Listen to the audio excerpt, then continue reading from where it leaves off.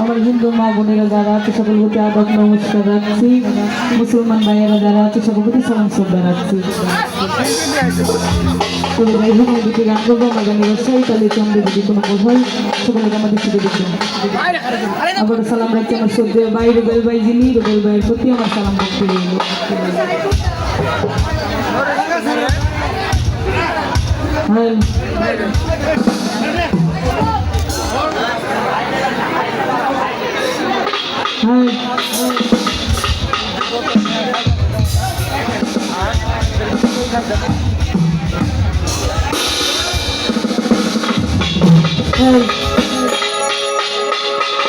কেমন আছি সকলে আমরা?